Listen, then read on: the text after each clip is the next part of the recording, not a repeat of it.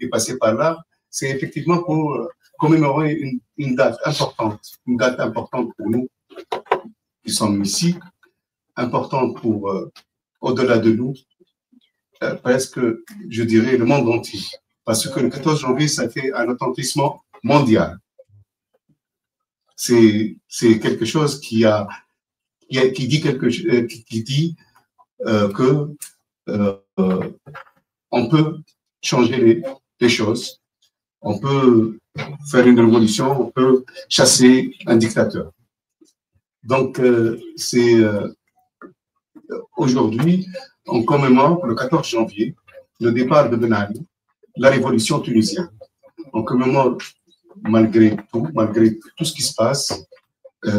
Aujourd'hui, vous savez, la Tunisie vit une situation grave, une situation presque de dictature, si ce n'est de dictature, des dizaines et des dizaines de citoyens tunisiens sont en prison, de toute catégorie sociale, de toute catégorie des responsables politiques, des journalistes, des avocats, des blogueurs,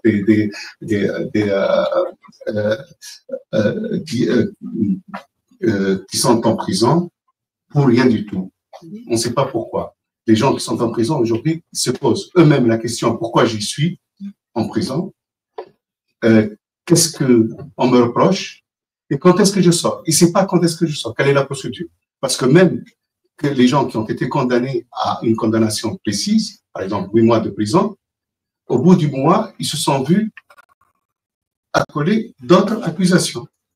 Donc, ils continuent à séjourner en prison. C'est une situation insupportable.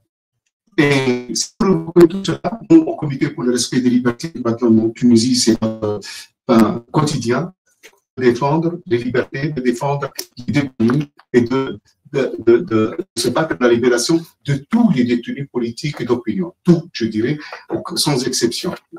Donc, aucun détenu qu'on considère politique est en prison n'est en prison. Il n'a soit en prison, quel que soit le nom. Politique. C'est ça notre défi, c'est ça notre combat en continu. Et aujourd'hui, c'est dans ce cadre-là, il y aura d'autres initiatives, on va avoir d'autres contenus. Je vais laisser à Hakim, membre du Comité pour le respect des libertés et des droits de l'homme ici, qui va présenter, animer et présenter la soirée, présenter Hichem. Merci Hichem d'avoir répondu à l'invitation. L'association Michel, c'est une association amie, donc c'est des amis. Nous sommes honorés de l'avoir avec nous. Et Hichem, qui est aussi membre du comité, même fondateur du Comité pour le respect des libertés et des droits de l'homme en Tunisie, et qui est parmi nous aujourd'hui. Merci. Merci à vous toutes et tous. Okay. Merci Mohamed. Donc, je vais commencer par une petite introduction, ensuite on va passer aux questions. Donc, bonjour et bienvenue tout le monde. Nous avons aujourd'hui l'honneur d'accueillir mon ami Hichem Abdessamad, co-auteur avec Fathi Belhaj Yahya du livre Une révolution est passée par là. Fathi et Hichem sont tous les deux membres de l'association Néchez, comme l'a évoqué Mohamed. Et c'est dans le cadre de cette association que ce travail-là a été effectué. Et du coup, par la même occasion, je souhaiterais saluer cette association ainsi que ses membres, dont notamment Firas Ben Marat, Souraya Memi, Semi Barguewi et Beher Hnid, qui ont été aussi contributeurs de ce livre.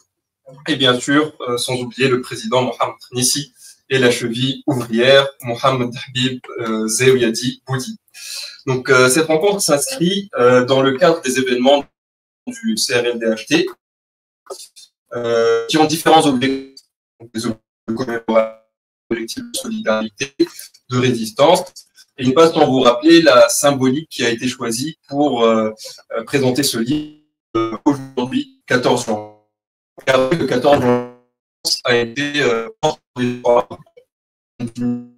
et démocratique pour ses habitants pour exercer le droit librement. Voilà, 14 ans plus tard, dans une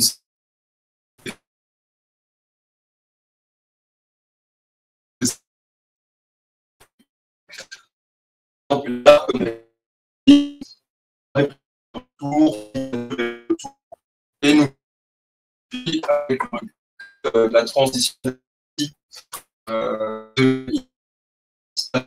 échoué.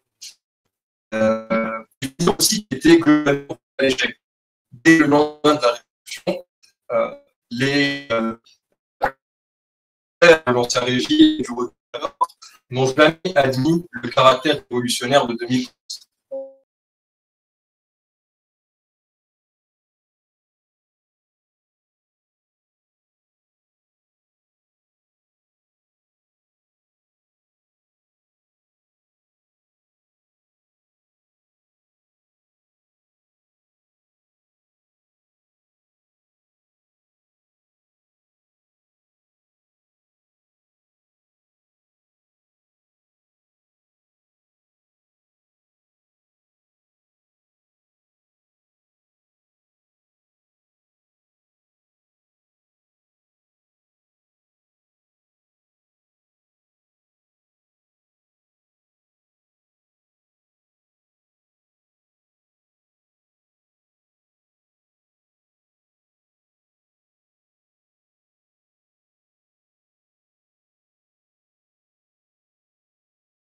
En tant que tel, il est bien écrit, hein, mais j'y reviendrai, mais c'est surtout ce qu'il raconte.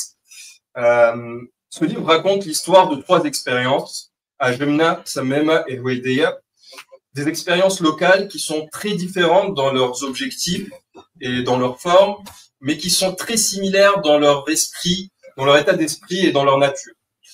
Si je devais résumer en une phrase en quoi consistaient ces expériences, je dirais qu'il s'agissait de groupes de personnes qui se sont unis et qui ont décidé de devenir des citoyens dans un pays qui leur refusait la citoyenneté.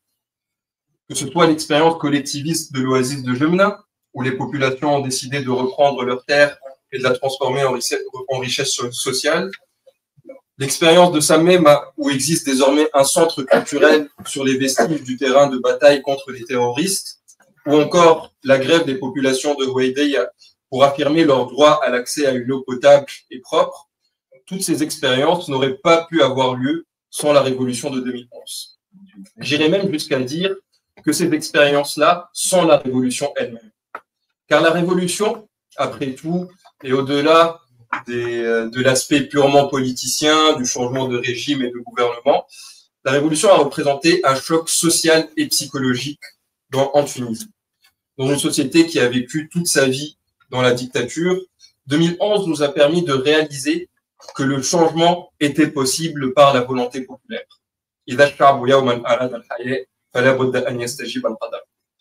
Ces initiatives sont au cœur même de ces vers car elles racontent l'histoire de populations qui ont décidé de vivre et de se battre pour la vie qu'elles souhaitent mener. Mais ce que j'ai par-dessus tout aimé dans ce livre à titre personnel, c'est la manière dont il a été rédigé. Je ne saurais qualifier ce livre. Est-ce que c'est un travail de recherche académique? Est-ce que c'est une enquête journalistique? Parfois même la beauté de la plume de Patrick de Hichem et des contributeurs m'amenait à me demander si ce n'était pas un roman. En réalité, les auteurs ont effectué un travail remarquable de recherche sur le terrain en allant à la rencontre des acteurs, en dessinant les portraits des héros de ces expériences, en interrogeant tout l'écosystème qui a permis l'émergence de ces initiatives, et tout cela raconté avec un style et une écriture d'une beauté fantastique. La forme n'est pas un simple supplément qui apporte de la fraîcheur pour raconter un événement sérieux, elle fait, à mes yeux, partie intégrante du projet du livre.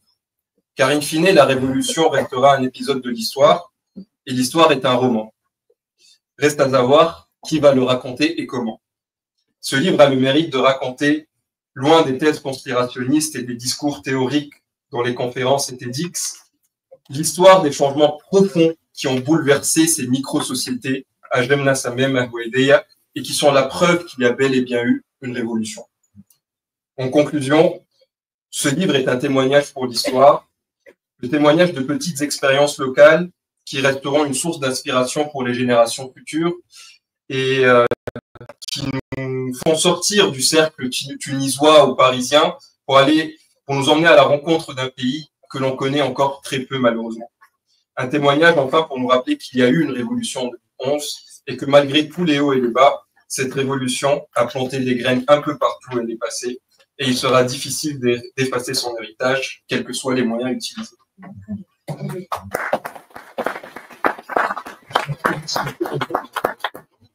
Une question à la fois.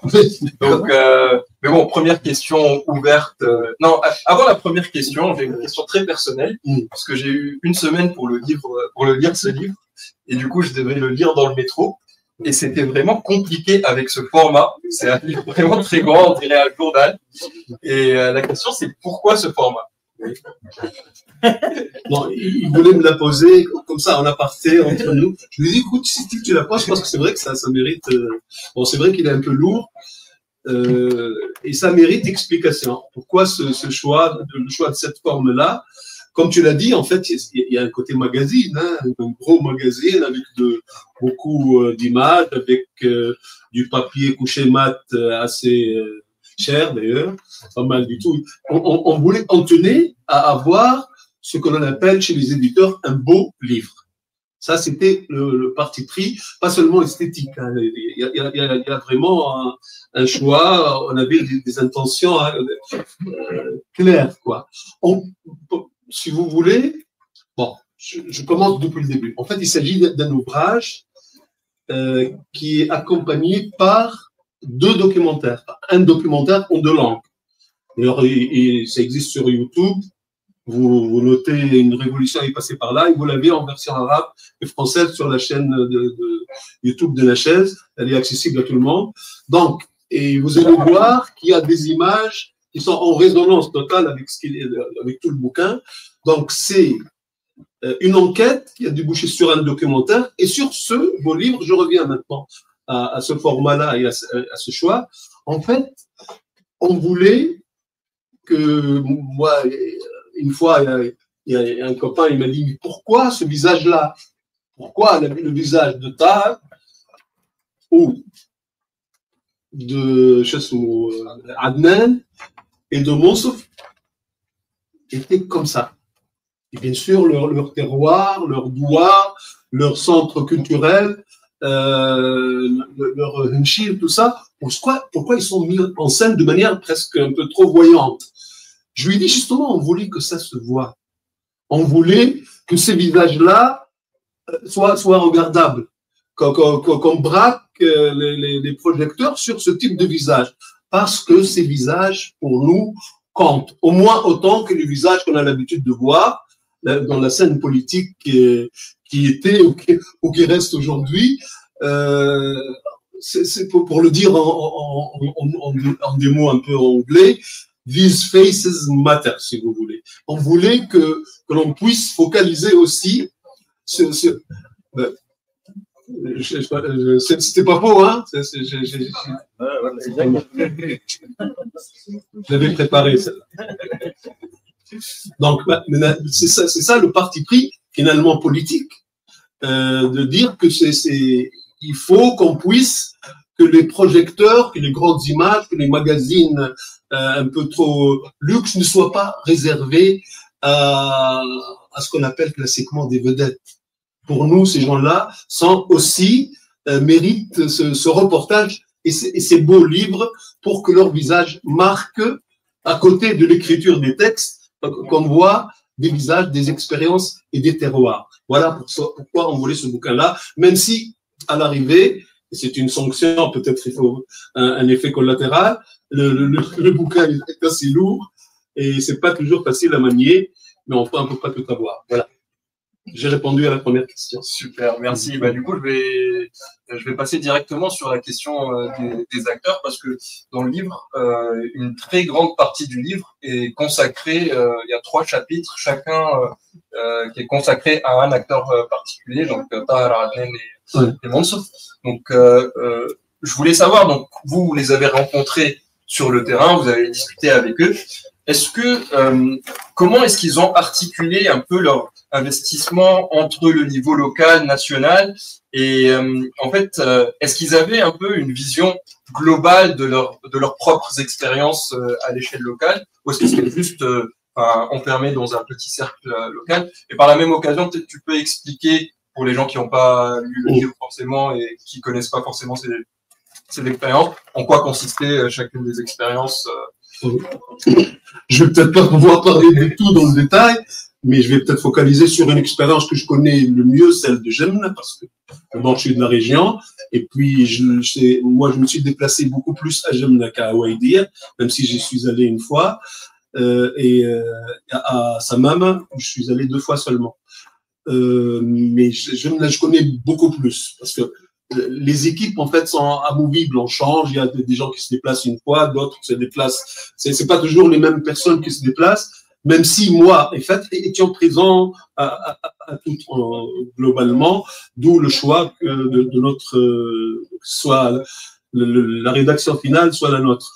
J'en profite d'abord pour dire une chose. Tu as parlé beaucoup du style, de la beauté du style. En fait, je dois reconnaître, je vais vous décevoir, je n'y suis pour rien. Pour ce bouquin-là, en tout cas, parce que c'est vraiment la plume inimitable de Fatri, qui n'est pas la mienne. Donc, à la limite, moi, ma contribution était humblement en français, et lui, il l'a traduit à sa manière. Ceci dit, on est en train de faire, et là, je prendrai ma revanche, de faire une version en français, et qui est en cours de traduction et de fabrication. J'aurais aimé mériter tes épithètes, mais enfin. Donc, pour revenir à ces 3 expériences,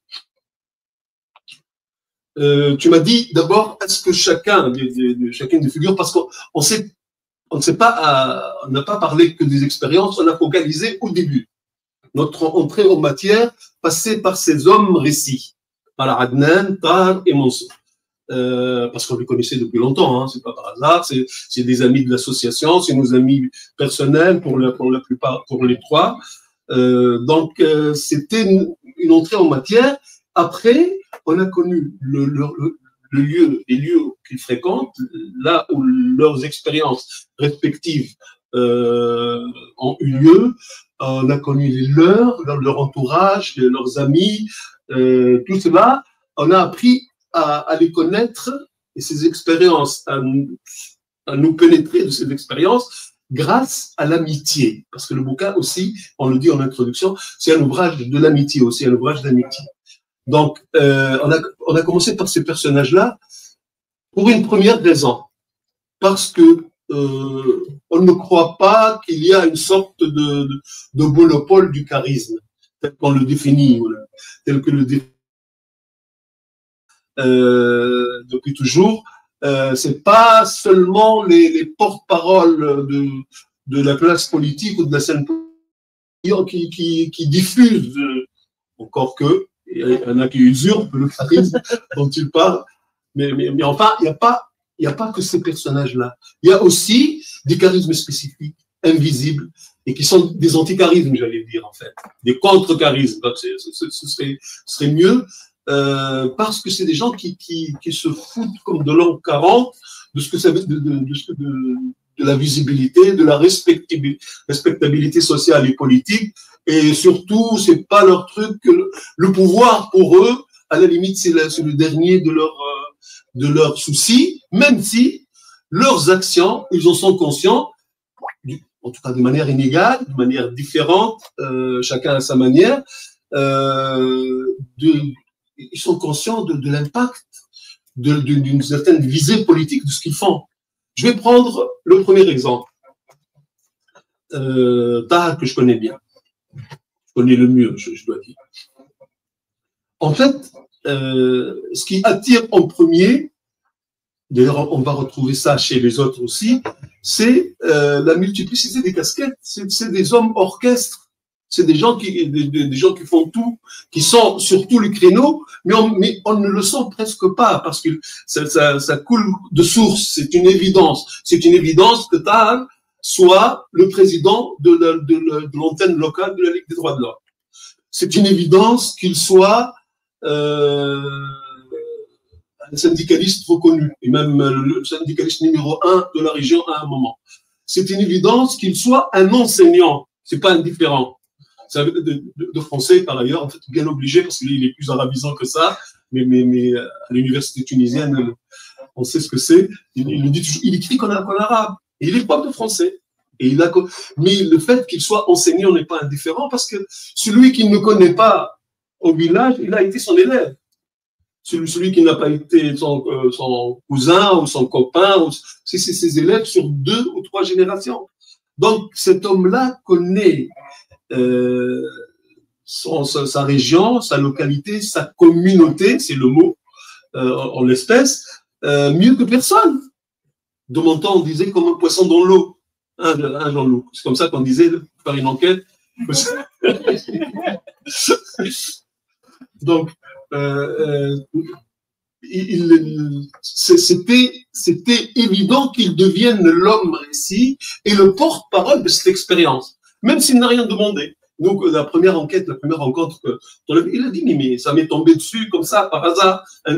Un type m'a tendu le micro, il y avait une télé qui filmait, et il m'a dit, écoute, parle de l'expérience de jeune. Et là, il s'est trouvé embarqué dans l'histoire, alors qu'il ne cherchait rien.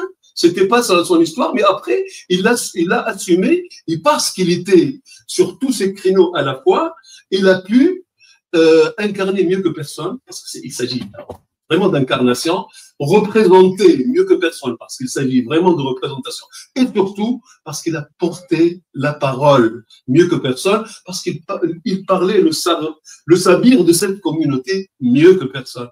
C'est en cela que ce charisme-là n'en est pas un, tout en étant d'une telle évidence qu'il mène cette expérience-là. Maintenant, l'expérience elle-même, il s'agit, et c'est pour ça qu'elle est viable, il s'agit d'une expérience d'abord qui s'appuie sur le soutien de tout un village.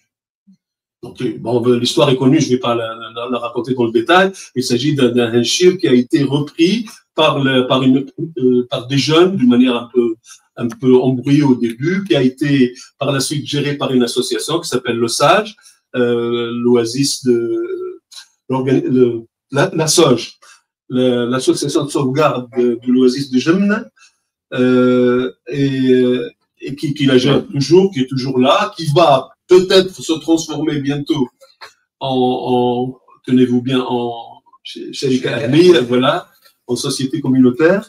On y viendra tout à l'heure peut-être, je reviendrai. Donc, cette expérience-là, pourquoi elle a commencé avec le soutien du village? Parce que tout le village en profite. Il y a une sorte on a parlé un peu pompeusement peut-être de la commune de Jemna, c'est la plus-value est distribuée à tout le village, sous forme d'ambulance, sous forme de réfection du lycée, sous forme d'achat d'ordinateurs, sous forme de réfection du local de la Ligue des droits de l'homme, sous forme de dons à la seule association, ou l'association la plus active sur le plan culturel qui est à quelques 15 kilomètres, et que certains connaissent bien ici, qui s'appelle l'association Toris. J'aimerais d'ailleurs ouvrir peut-être une petite parenthèse pour parler de l'importance de cette expérience-là. Elle est dans le bouquin. La relation entre l'association de Jemna et cette association culturelle, elle est assez incroyable, parce qu'ils leur permettent d'avoir les subsides que ne donne pas l'État. C'est une association qui fait des choses assez incroyables, l'association Toris, et elle gère quelques 5 000 dinars par an. 5 000 dinars par an, ce qui ne suffit pas à acheter de l'homo et de produits de vaisselle et de l'eau à boire, pas plus. Or, pour faire des activités, ils font des activités assez incroyables. Ils ont réussi à construire une sorte de petit amphithéâtre au cœur de la palmeraie de Mansoura, qui est à 2 km à 16 km de Jemna.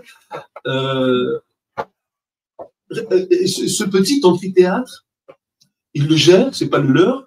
Ils sont capables de remplir comme ça, sur un claquement de doigts, sur une activité. Baht al-Moussiqi, la petite troupe de gabesques tout proche qui vient bénévolement, ou alors un festival de poésie, ou des représentations de jeunes, des spectacles qu'ils créent, ils font des choses assez incroyables. Ils remplissent l'amphithéâtre, 400 personnes, des filles, des garçons, des mères, des jeunes, des moins jeunes, et des gens alentours. Imaginez si on fait une comparaison avec ce qui se fait à la Cité de la Culture, la luxueuse, la pharaonique Cité de la Culture de Tunis. Pour faire un spectacle comme ça et amener autant de monde, il faut dépenser 100 000 dinars, au bas mot. Donc, ces gens-là le font avec des bouts de ficelle, quoi, avec rien. Et avec l'aide d'une association comme celle de Jemna. C'est vous dire ces résonances, si vous voulez, entre l'activité que fait une association comme celle de Toris et qui est complètement complémentaire avec la vocation sociale de l'expérience de Jemna elle-même. De même, je peux dire la même chose des activités de la Ligue des droits de l'homme qui bénéficient aussi de l'aide de cette association-là. C'est vous dire si ces expériences, par leur côté un peu rayonnant dans la région, protéiforme, complémentaire avec d'autres activités, et surtout, pérenne, et qui a un soutien que ne peut pas entamer n'importe quel pouvoir. Ils ont les gens, pour eux, ça n'est pas possible. Depuis 2012, à peu près, tous les gouvernements ont essayé de mater cette expérience. Ça n'a pas marché. Ils ont essayé la fermeture des comptes bancaires, ils ont essayé la propagande la plus méchante contre ces populistes, contre ces gens-là, copains d'Omar Zoukri, je sais pas quoi, et ça n'a jamais marché. C'est pour cela que cette expérience, encore une fois, j'utilise le mot, compte et pèse, et est durable, et fait partie, comme tu l'as dit si bien tout à l'heure, de et c'est là que ça se passe. La révolution est dans ces endroits-là, dans ces lieux-là, dans ces visages-là. Voilà, je ne sais pas si j'ai réponse à tout, mais tu peux me prononcer quand tu veux. Non, mais c'était très intéressant et surtout, tu décris quelque chose, en fait, j'ai l'impression, c'est un autre monde qu'on ne connaît pas, en fait, surtout ici à Paris, il n'y a pas cet écho de ces expériences-là, dans le détail comme tu le racontes. Et justement, je voulais parler de cette déconnexion et notamment de la déconnexion de la gauche par rapport à ces expériences. On a Jemna qui est sur le volet globalement économique et social. Wade, ça va être plutôt la question écologique et ça même la question culturelle. Oui, tout à fait. On peut dire comme ça. Et oui, je schématise, mais voilà, en fait, c'est des terrains qui devraient être naturellement les terrains de jeu de la gauche. En fait, c'est les sujets de gauche et pourtant, on voit pas de lien en fait entre ce qu'on appelle la gauche partisane traditionnelle avec toutes ces couleurs et toutes ces formes et ces expériences-là. En fait, comment tu expliques ça et quelle est la responsabilité des partis politiques et des dirigeants par rapport à ça? Pour illustrer ce que tu appelles toi cette déconnexion, je vais prendre là encore essayer de répondre à Hakim et en même temps d'évoquer vraiment concrètement ces expériences en même temps.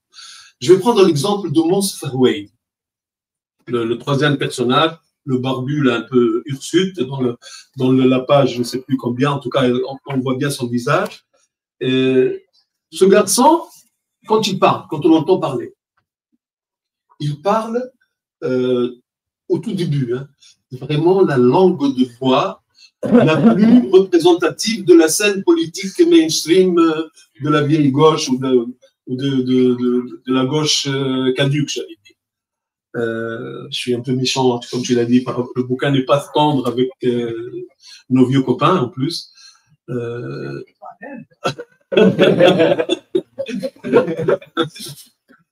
Donc, Monsef, il parle, tu te dis, mais arrête Monsef avec tes emportements et tout ça.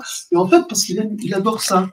Ce garçon, il a tagué, et il est dans son douar, là, qui est à l'entame des Jebel Khmir, du côté de Houaïdi, et donc, là où se trouve son douar, et où est partie justement la deuxième expérience de lutte contre le prédateur, les pollueurs de la localité. Il a tagué des figures de Che Guevara un peu partout. Parce que c'est la musique, pour lui, ça représente quelque chose. Pour lui, il est en train de faire sa Sierra Maestra, à lui tout seul. Donc au début, quand on a vu ça, on entendait ces phrases pompeuses, cette scénographie, tout ça, on disait, mais c'est un hurluberlu, qu'est-ce que c'est que ce truc-là? Et puis on a commencé à le fréquenter, à aller le voir, à causer avec lui. Et puis on trouvait un bonhomme qui, d'abord, quand on demandait aux vieilles personnes, parce qu'il fréquente souvent des vieux, de son douar, ils disent non, mais il a tagué sa propre effigie, quoi. En fait, il est en train de lustrer ou de soigner sa propre gloire. Ils n'ont jamais entendu parler du Che Guevara, ils s'en foutent en plus comme de l'an 40. C'est pas leur truc. Mais l'empathie, la complicité qu'il y avait entre lui et eux était incroyable. Et les faits, comment il se... D'ailleurs, son oncle, il vient de décéder. Son oncle centenaire, il se lance des pics incroyables. Et puis, lorsque il décide, avec une sorte de conseil de sage du douar, de faire une manif, ils y vont tous, et sans problème. Ça n'est pas, à la limite, il n'est pas le commandant qui est, pour le coup, qui amène ses troupes, mais celui qui parle le langage que comprennent les autorités. C'était ça pour la communauté qui était la sienne. Et à ce titre-là, il était le porte-parole. Évident, le porte-parole, c'était sa vocation, il ne pouvait pas en être autrement. Ensuite, quand tu vois ce qu'il a fait, celui qui parle, comme on parle au mouvement étudiant, dans le mouvement étudiant tunisien, et qui rêve de révolution et de prise du palais d'hiver, il faisait des choses qui n'avaient rien à voir avec son propre discours, à lui, ce qu'il croyait être. En tout cas, il pouvait amener des vieilles dames de 65 ans, et par dizaines, dans un sitting qui dure 6 mois. C'est pas rien. Et pour eux, c'est pas un exploit, c'est quelque chose qui relève de la résistance sociale. C'est comme ça qu'il s'agit, parce qu'il s'agit de défendre l'eau potable, la seule source d'eau potable qui était polluée par un mec qui exploitait une carrière. Et donc, cet homme, ce jeune homme qui parle comme le mouvement étudiant peut faire une lutte des classes, grandeur nature au niveau de son doigt, de manière assez incroyable. Et ça importe peu, ça devient juste amusant ou même parfois émouvant qu'il parle le langage, notre vieux langage archaïque des années 60 et 70. Pour le coup, ça en devient presque, comment dire, non, pas correcteur, non, émouvant. Ça devient très émouvant. Comme quoi, on parlait, nous, ces paroles-là, ces paroles qui viennent du temps des cavernes, du temps de Jurassic Park, là, elles portent, là, on voit que ça marche. Parce qu'en fait, au-delà de ces paroles-là, il y a une fusion, il y a une sorte de complicité inouïe entre ce jeune homme, plein de rêves, la tête pleine de rêves, et cette population-là qui croit en lui, qui lui a donné, confié un porte-parole exigeant, pour le coup, parce qu'ils ne sont pas tendres avec lui. Et ça marche. Donc, cette expérience-là n'était pas possible avant, parce qu'une révolution, justement, est passée par là. C'est pour ça que, pour nous, ces expériences-là nous intéressaient. Parce que se penser sur ça, effectivement, aujourd'hui, personne ne pourra retirer à cette population le fait, parce qu'ils ont gagné le procès finalement, la source va redevenir potable, même si l'eau des robinets n'est pas encore installée, ça reste encore, ça va demander quelques années encore, les formalités administratives, bureaucratiques, etc. Même si Moustapha Ouaid est croupi aujourd'hui en prison, parce que pour la fameuse loi 54, parce qu'il est bavard sur les réseaux sociaux et qu'il ne mâche pas ses mots. Il est aujourd'hui en tôle, il a eu un premier procès, et d'autres procès, justement, ils vont réveiller les procès du sit-in, comme ça se passe souvent. Donc, n'empêche, qu'il soit en prison ou pas, ce coin-là a vu passer le vent de la révolution. Il ne s'en remettra plus, dans le bon sens du terme. Voilà. J'ai peut-être pas répondu à ta question. La déconnexion, elle est là. elle est dans comment dire, cette complicité, cette fusion, j'ai dit, je ne trouve pas le mot qu'il faut, peut-être, c'est peut-être pas une vraie fusion. En tout cas, il n'y a pas besoin d'avant-garde dans la lutte de Wadi alors que la vieille classe politique est toujours dans le discours de l'avant-garde. On est l'avant-garde partisane qui va amener la conscience au peuple. Ils sont toujours dans cette vieille litanie qui n'en finit plus, mais qui ne marche plus, qui tourne à vide.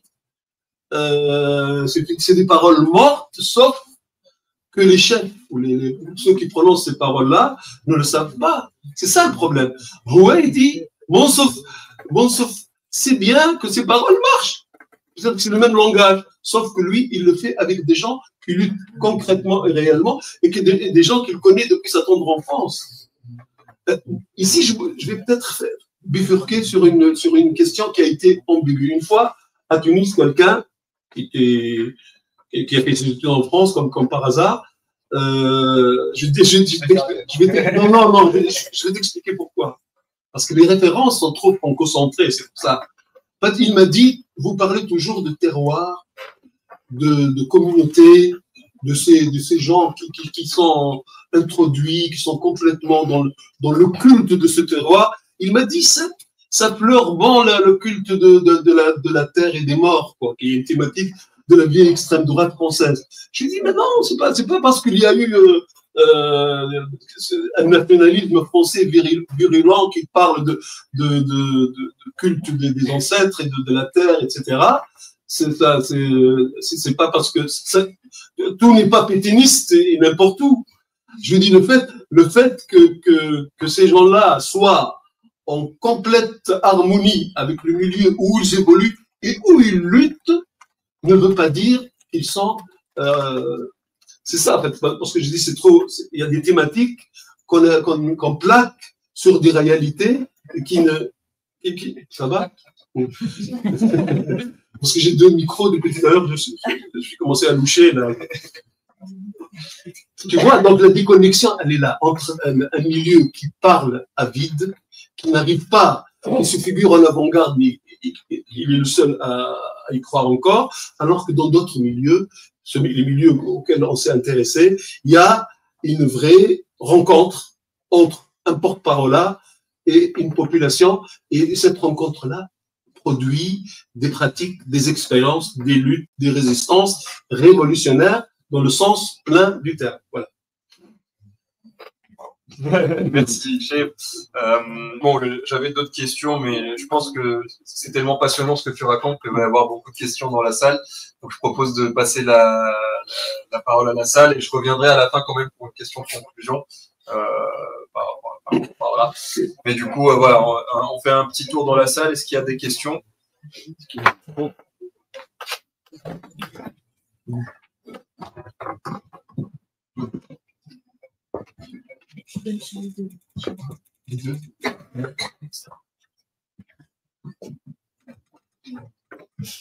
Comment vous êtes intimidé? C'est le premier. C'est toujours comme ça.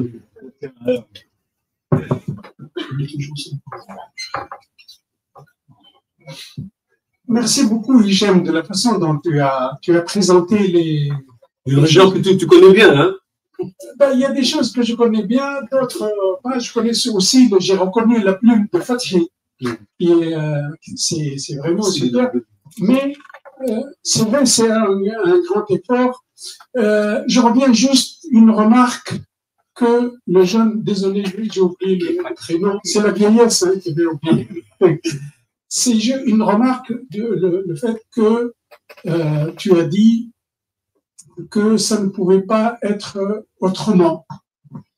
Je reviens un peu sur on peut appeler révolution, ce qu'on veut, c'est pas la question, c'est pas le problème, mais dès le départ, parce que c'est un mouvement, le mouvement, c'est un mouvement populaire spontané, entre guillemets. Moi, je dis en arabe, je dis pas afouya, je dis talqaïya. Bon, j'arrive pas à traduire ça en français, s'il y a des spécialistes qui le fassent.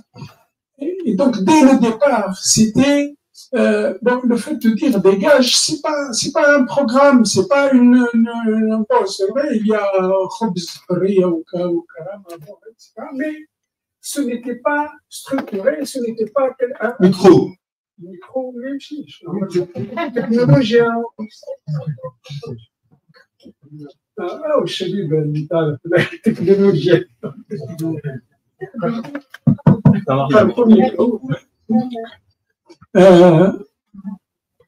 Donc, c'est pour ça que Jeffrey Feltman,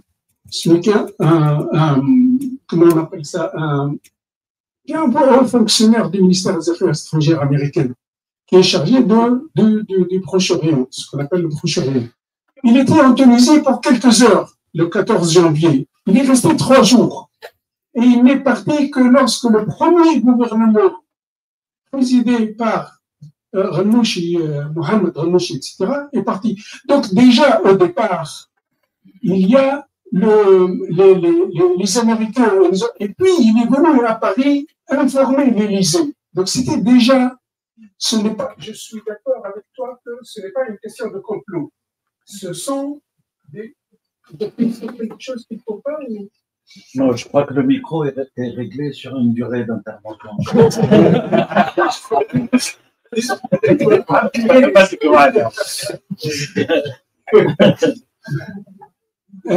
Donc, ce n'est pas, moi je suis d'accord que ce n'est pas une histoire de complot et compagnie, non. Les gens se sont révoltés parce qu'il y a une occasion et les conditions ont fait qu'ils se révoltent. Mais il y a eu les forces les plus organisées, les frères musulmans, parce que c'est les gens les plus organisés. Et ce sont eux qui ont pu. Je vais crier, c'est tout. Parce que là, ça ne peut pas. C'est là le complot, justement. Ils ne me laissent pas parler. Donc, ils ont pu, parce que c'est la force la plus organisée, ils ont pu.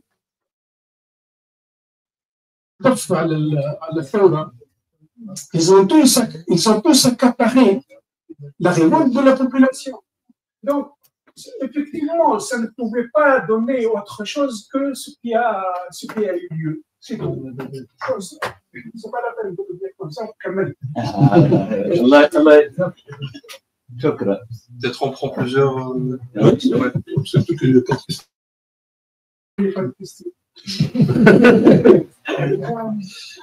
Mais c'est pas d'accord avec lui.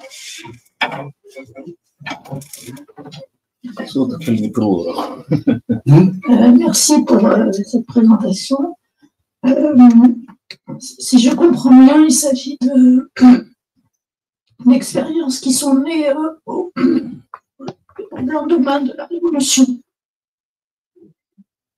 Pour nous éclairer un peu sur la situation,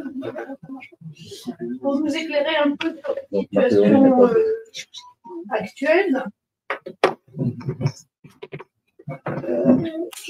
Il y a pu y avoir d'autres expériences comme ça, jusqu'à quand les expériences seront plus naître?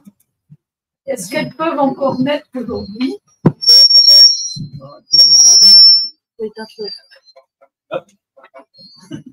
Non, c'est tout.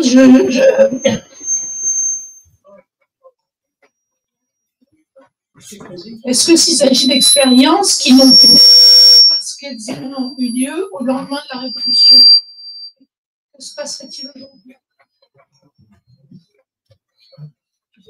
Merci. Si, en fait, moi, ma question.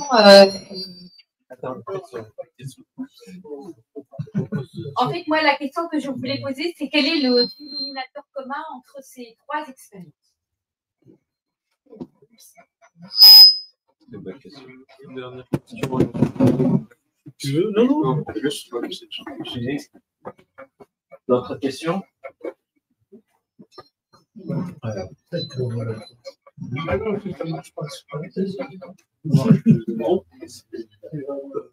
Bon, bonsoir à tous. Moi, c'est pas une question parce que ce n'est pas un sujet qui va être traité sous l'angle de questions-réponses. C'est un grand débat qui concerne un petit pays, mais aussi qui concerne une révolution, ou un événement qu'on a appelé révolution, à tort et à raison. Je ne dirais pas à tort ou à raison, mais je dirais à tort et à raison. Le débat sur la révolution tunisienne, il faudrait peut-être qu'on revienne un de ces jours, et ce serait peut-être aussi le travail des historiens. Moi, je remercie d'abord la TCR pour avoir organisé ce moment de commémoration parce qu'on s'installe. Bon. Je les remercie donc parce que j'ai l'impression qu'on s'installe gentiment dans l'oubli par rapport à notre révolution. Je remercie également l'association Nachaz qui a fait ce travail remarquable. C'est un retour sur quelques vestiges, quelques traces de cette révolution qu'on pense malheureusement échouer. À travers ces 3 cas que Hicham a présentés, on peut voir plusieurs symboliques. La gestion économique et sociale dans le cas de Gemna, avec une réussite. La culture comme arme de lutte antiterroriste, c'est-à-dire avec le théâtre, la musique, la poésie, on peut aussi l'utiliser comme une arme efficace contre le terrorisme. Il n'y a pas que les bombes contre le terrorisme.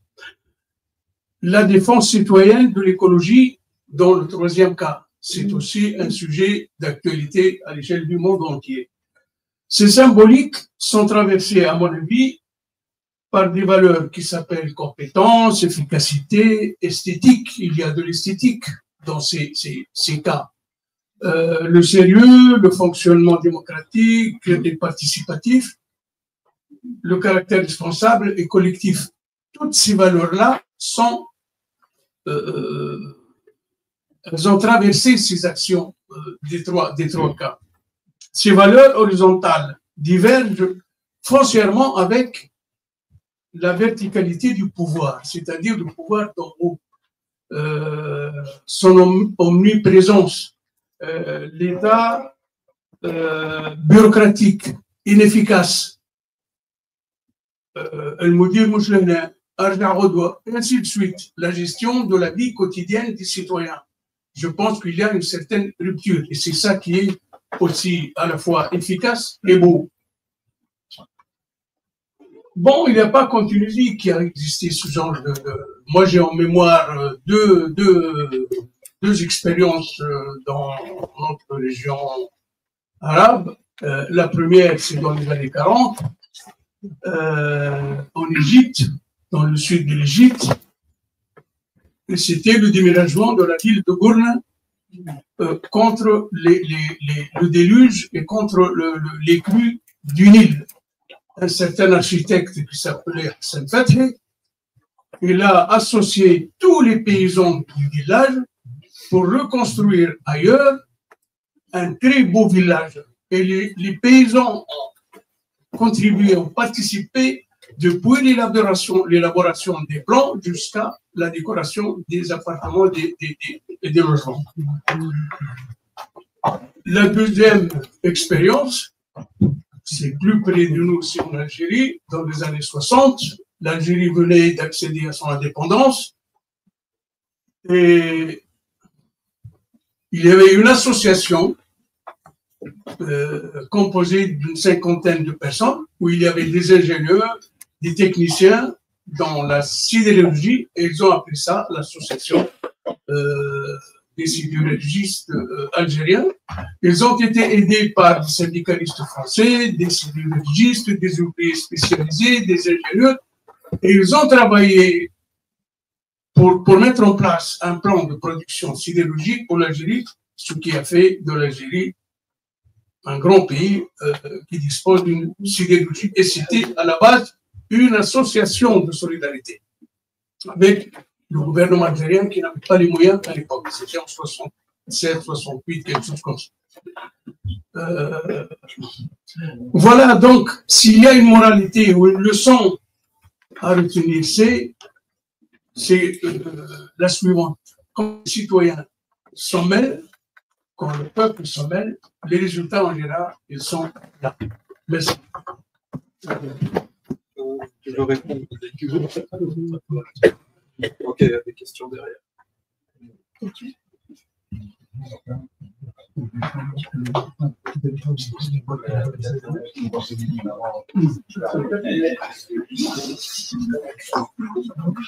Bonsoir à tous.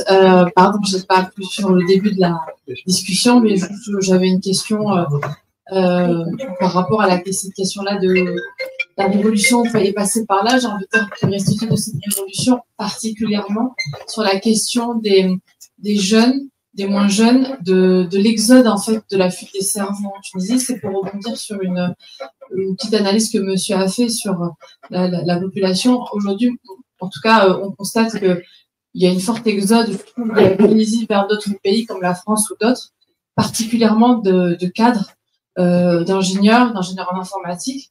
Et donc, en fait, ma question, elle est très simple, c'est que reste-t-il de cette jeunesse, de cette intelligentsia, autant dans les milieux techniques ou autres, pour construire cette Tunisie post-révolutionnaire? Merci. Je vais essayer de remplir rapidement une double mission qui semble compliquée ce soir, c'est faire court et poser une question. Je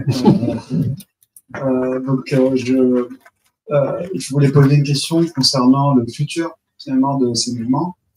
Vous avez parlé de quelqu'un qui a été en prison. C'est sûr que l'absence de liberté d'expression n'aide pas, mais finalement ces trois mouvements semblent quand même pas mal correspondre à ce que prônent ou finalement les valeurs du nouveau régime d'une certaine manière, avec des actions qui émanent de la population, un régime un peu populiste, et qui sont à portée locale et qui sont un peu des actions de démocratie directe. C'est un peu ce que défend finalement, en tout cas, la philosophie de Taïsaïd. On parlait d'à quel point il l'applique, mais c'est un autre sujet. Quel est l'avenir de ces mouvements vis-à-vis de ce régime en place? C'est ma question. Merci. Peut-être après, oui. Une dernière. Oui, c'est un peu dans la continuité de ce qui vient d'être dit. Moi, j'ai l'impression, c'est bien, les expériences en question sont extraordinaires, c'est très positif, c'est local, c'est citoyen, c'est tout ce qu'on veut. Mais j'ai cru entendre dans certaines expressions une forme de populisme à l'envers, c'est-à-dire une négation du rôle des partis politiques, des associations et pourquoi pas la centrale zen des calculusiens. Donc, méfions-nous, c'est bien que ça ait lieu, mais la révolution est passée par là, ce n'est pas forcément ces expériences-là qui sont contre l'idée d'une révolution portée par des élites politiques locales ou nationales. Merci. On va répondre. Tu vas répondre. Tu m'organises. Bien sûr, oui. Surtout que beaucoup de questions se rejoignent. On n'a pas besoin de faire.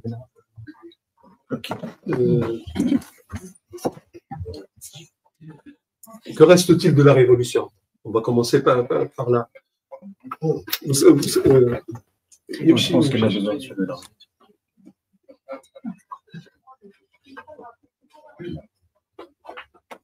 En fait, le bouquin n'élude pas la question, mais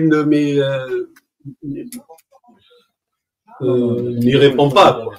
Il dit qu'en fait, que cette question-là n'est peut-être pas la bonne.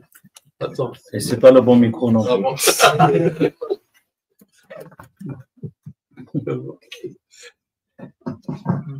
Vas-y.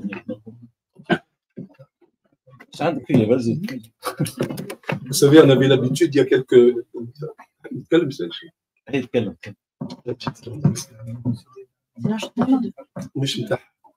Vas-y.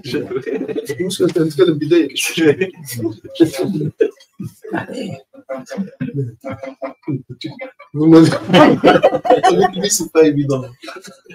Donc, avant, enfin, ces derniers mois, ou ces 3 dernières années, à chaque fois, on se dit toujours qu'il y a une chose qu'ils n'auront pas de la révolution, c'est la liberté d'expression. Donc, à chaque fois, que reste-t-il de la révolution? On dit, il nous reste la liberté d'expression. Et puis, le baillon a commencé à jouer, de petit à petit, les radios se taisent, tout le monde s'aligne, l'autocensure s'ensuit, etc. Et même la liberté d'expression, aujourd'hui, se rétrécit comme peau de chagrin du jour au jour, etc. Et bien sûr, il y a une manière très pessimiste ou peut-être réaliste, je ne sais pas, ou un réalisme pessimiste, qui nous amènerait à dire, finalement, de l'euphorie de 2011, de toute ce fol espoir qu'on a nourri, il ne reste pratiquement plus rien. Il reste un pouvoir aussi terrible que grotesque et une population largement travaillée par le ressentiment d'une période écoulée, de la fameuse transition démocratique, qui a laissé de très mauvais souvenirs et a finalement malmené l'idée même de démocratie dans l'imaginaire populaire. On peut répondre comme ça, c'est facile. C'est pas l'objet du bouquin. Le bouquin est descriptif.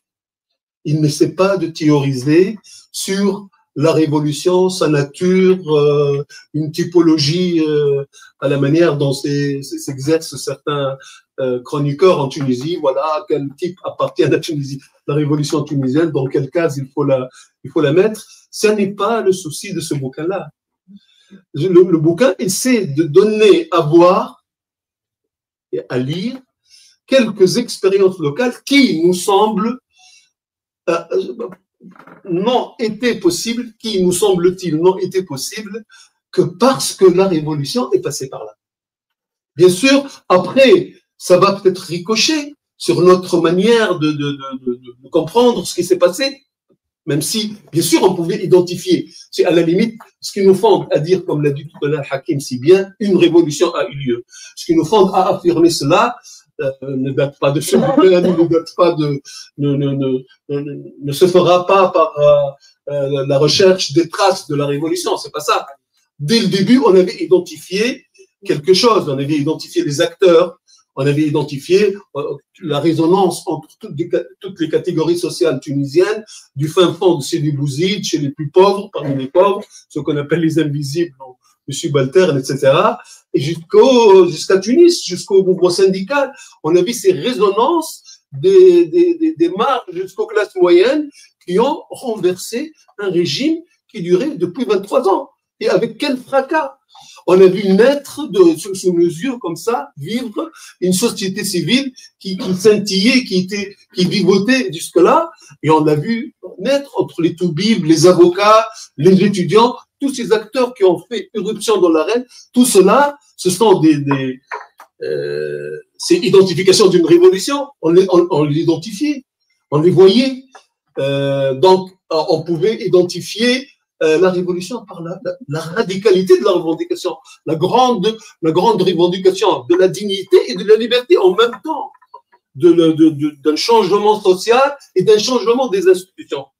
Donc ça pouvait nous donner raison en disant une révolution a eu lieu. Donc contre toutes les théories du complot, contre tous les augures, contre tous les mauvais coucheurs, j'allais dire, une révolution a eu lieu. Maintenant, reste à la scruter, à la dévisager ce qui en reste, ce qui est toujours vivace. C'est ça que vous voulez donner à voir. Qui était encore vivace et qui, on ne nous prendra, comment on dira ça? Etc.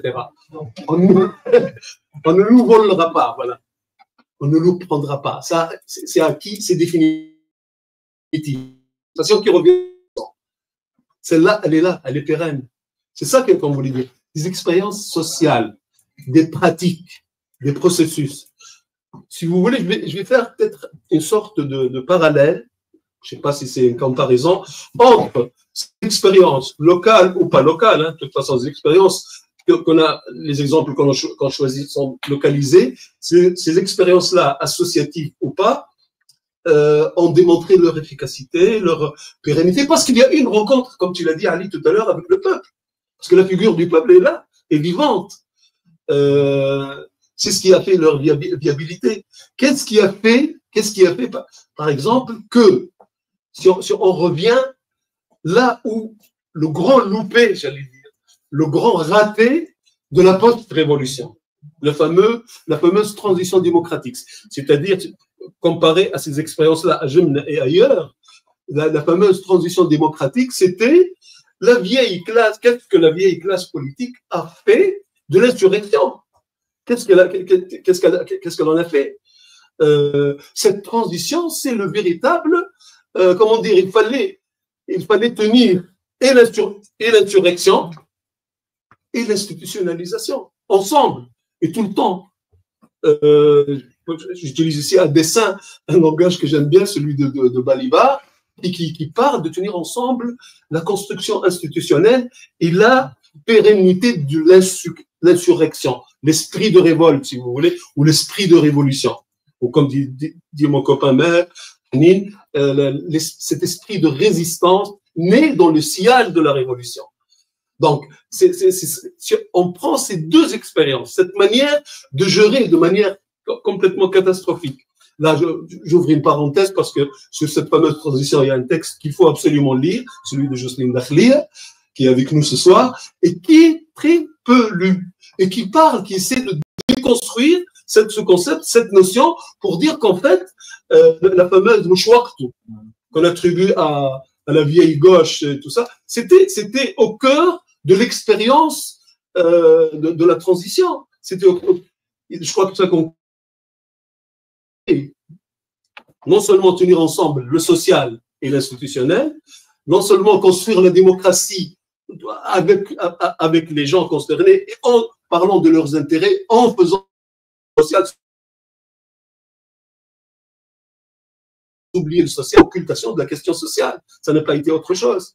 Or, ces expériences dont on parle aujourd'hui, c'est les social vivants lui-même. C'est le changement à petite échelle, mais des gens qui se prennent en charge eux-mêmes et qui imposent des choses qui sont peut-être parfois révertibles. Hein, rien n'est jamais acquis à l'homme ou à la révolution. Tout peut changer, mais pour le moment, ça tient le coup. Ils tiennent le coup. Par contre, pour la résistance, pour la transition, et qui nous a valu ce régime-là, parce qu'elle a été envisagée comme une sorte de projection dans un futur qui viendra. La carotte qui fait avancer l'âne, si vous voulez. Et finalement, l'âne a quitté. Il a mangé la carotte. L'âne a mangé la carotte. Parce qu'on n'a pas envisagé cette transformation, comme je crois que c'est le mot de Jocelyne, au lieu de sortir de la transition pour penser la révolution comme un devenir, comme quelque chose ici et maintenant et tous les jours. Comme à Jemna, comme à Houaidia, comme à Samam. C'est ce qu'on voulait dire, nous. C'est que loin des grandes théorisations et de cette grande illusion, cette grande maîtrise sur la transition, voilà comment ça se passe. Donc, c'est pour ça que je dis c'est descriptif de ce qui est vivant après la Révolution. Bien sûr, ce ne sont que quelques exemples, et heureusement, il y en a beaucoup. D'ailleurs, à la fin du bouquin, il y a une sorte pas de typologie, pas d'énumération, mais de quelques autres expériences qui, tous les jours, prouvent que quelque chose a eu lieu. Maintenant, je crois qu'il y a une des questions qui ont été posées, en quoi, qu'est-ce qu'elles doivent à la Révolution, finalement, ces expériences? Ben, elles doivent, j'ai parlé d'identification de la Révolution. Parmi les traits identificatoires, si j'ose dire, c'est aussi l'imaginaire des gens qui se transforme. Il y a un nouvel habitus chez les acteurs en tout cas à la base, par le bas, qui dit que c'est possible. Ça a été grâce à l'insurrection. Aujourd'hui, il est possible d'aller à Samama et de construire des initiatives incroyables. Là, pour le coup, je vais en profiter pour parler de Samama un peu. C'est une expérience culturelle sans nul autre pareil. Elle n'était pas possible avant. Maintenant, il était possible d'aller construire sur un lopin familial un lieu au piémont d'une montagne qui grouille de terroristes à l'époque, mais l'expérience, elle a évolué, elle a dépassé cette vocation première. Il ne s'agissait pas de faire pièce au terrorisme, il s'agit de faire de la création culturelle malgré le terrorisme. Maintenant, ce n'est plus le cas, l'expérience continue à vivre. Elle aussi, c'est une rencontre avec le peuple, avec cette figure du peuple, localement. Comment? Voilà un homme, Adnan, un colosse incroyable, qui a tous les talents possibles, encore un prof de français, et qui fait du théâtre, qui fait du zajen, qui fait des chansons, il compose, il fait tout, et qui se coltine la comptabilité de je ne sais quoi, qui peut avoir l'argent pour amener un artiste ou un luthiste pakistanais, Matani pakistanaise, pour venir chanter avec les vieilles dames du Mont Samam, et qui fait des choses mais incroyables, qui fait les artisanes alfatières de Gasserine, de la région de Samam. Il leur fait dessiner Van Gogh. C'est un amoureux de Van Gogh, entre autres talents, ce garçon. C'est fou. Faire des choses comme ça, pour lui faire, ça n'était pas possible avant. Parce qu'avant, à la limite, le carcan Ben Ali, c'est aussi la culture, c'est moi. Il y a pas de. Là, c'était possible. La brèche dans laquelle il s'est engouffré, c'est la brèche de la révolution. Adnan s'est engouffré. Maintenant, plus personne ne peut le tenir. Oh, ils peuvent toujours le mettre en prison, hein, c'est possible. D'ailleurs, il est régulièrement convoqué par la garde nationale, qui lui disent bon, on en a marre, cette expérience, on est obligé de faire la garde tout le temps, tu nous infliges. Il y a tous les prétextes sont bons, mais jusque là, il tient le coup. C'est aussi ça l'esprit de résistance. C'est aussi ça l'esprit de la révolution, c'est que ça tienne le coup. Peut-être que demain, ça s'effacera, mais ça renaîtra ailleurs. C'est ça ce qu'on voulait dire, avoir des expériences qui se sont engouffrées dans le sillage de l'insurrection du 17 décembre jusqu'au 14 janvier et qui n'ont plus lâché le morceau. C'est ça la révolution, c'est pas la transition démocratique. Maintenant, voilà ce qui reste de la révolution. Ça reste cet esprit-là, ces expériences-là, et demain peut-être aussi la société civile, toutes les composantes de la société civile comme reprendront le chemin de la lutte. Ça commence déjà, et ça n'a jamais arrêté, ça s'élargit, ça se rétrécit, et ça continue. Et c'est dans les résonances entre ces petites pratiques qu'on croit petites et les activités plus nobles, j'allais dire entre guillemets, de la politique avec un grand P, que renaîtra de l'esprit de révolution, que la révolution continue. Elle continue aujourd'hui à bas bruit, mais elle fera du bruit demain, et beaucoup, je crois, mais c'est pas de l'optimisme forcé, hein, c'est quand on regarde, quand on scrute, qu'on dévisage ces petites expériences, qu'on réussit un peu à vaincre la morosité qui gagne quand même.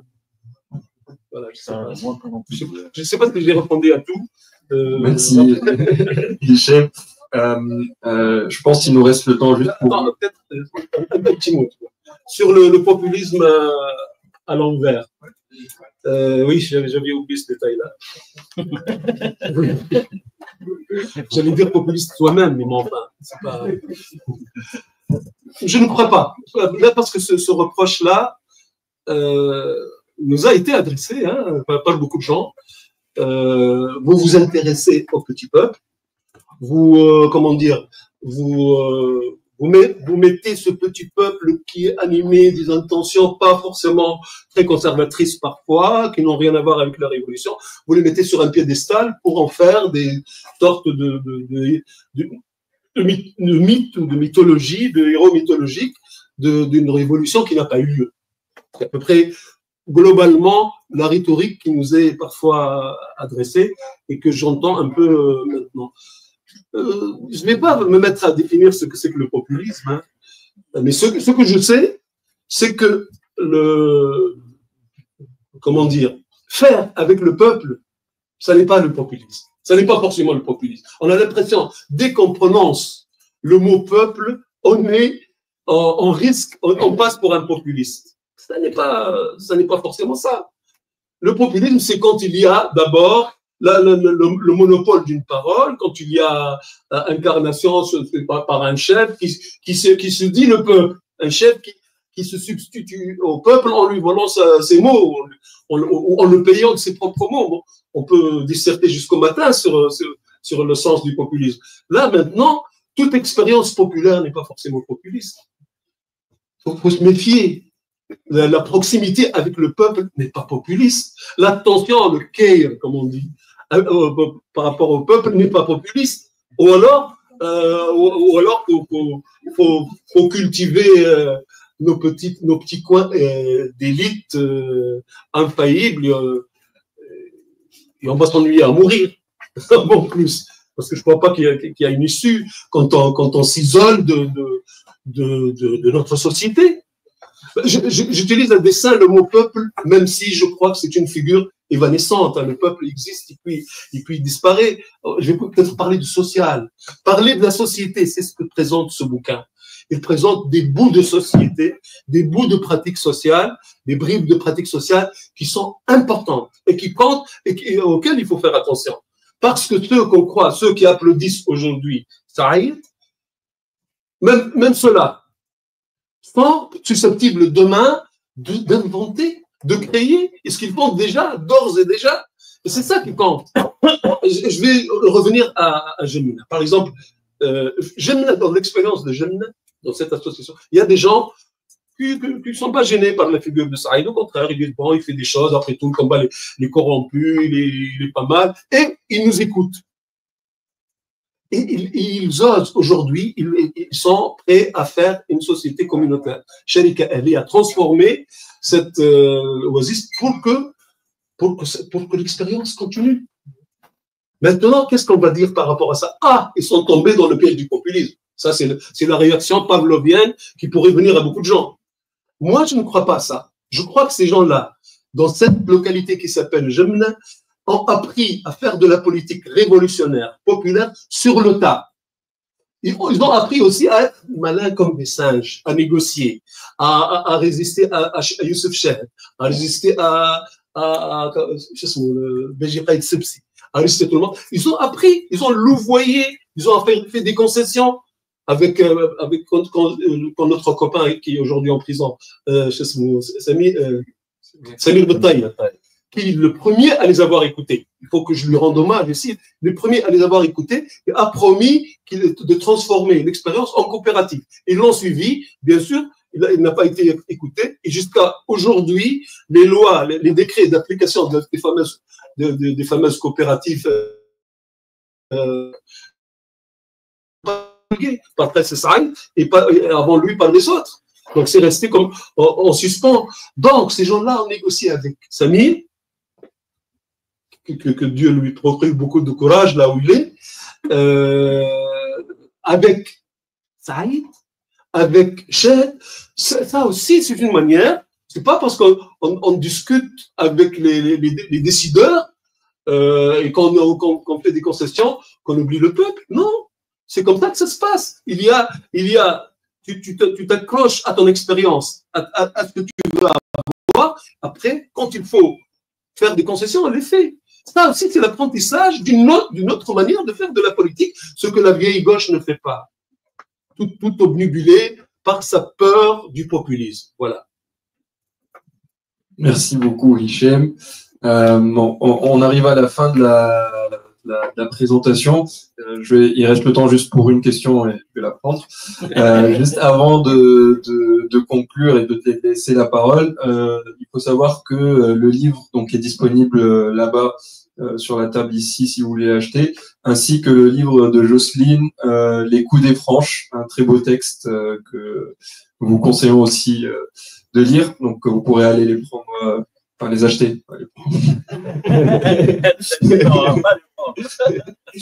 Donc, merci beaucoup, Hichem.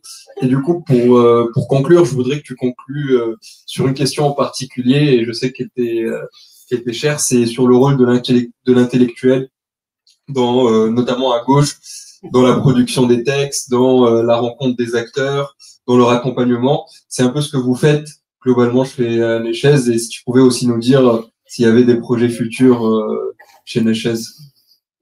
Le rôle des intellectuels. Vaste programme. Au secours, Jean-Loup, qu'est-ce que je vais dire là? Je parle de la trahison des clercs. Écoute, je sais pas. Franchement, hein, c'est pas. Bien sûr, je crois encore au rôle des intellectuels. Même j'ai fait un DEA là-dessus sur le rôle des intellectuels au moment de la guerre du Golfe, pas dans la Révolution. Là, c'est important, c'est vrai, mais bon.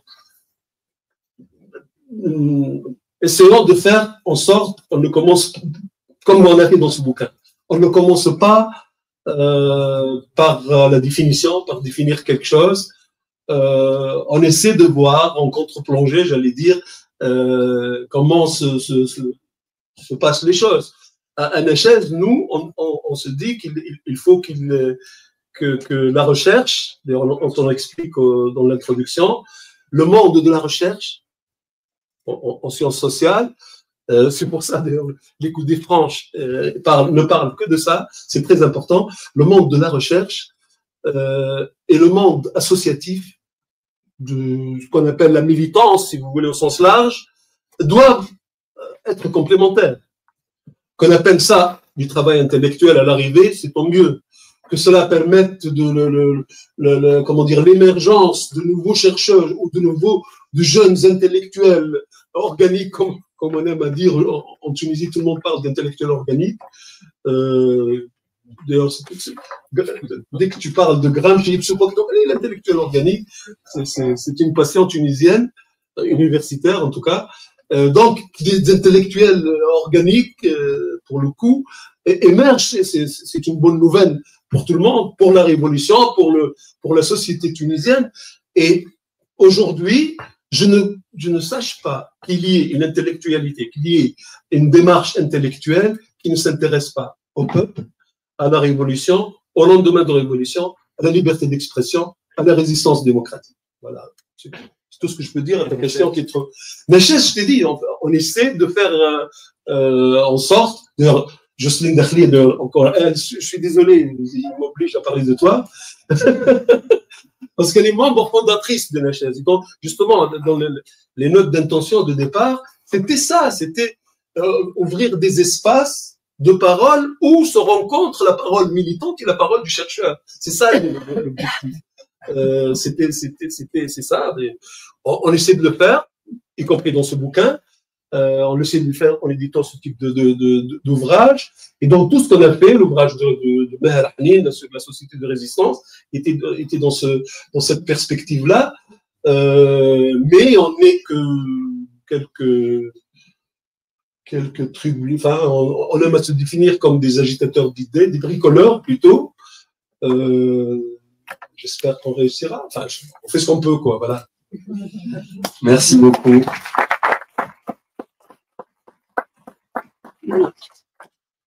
Donc, merci tout le monde. Et voilà. On a un cocktail.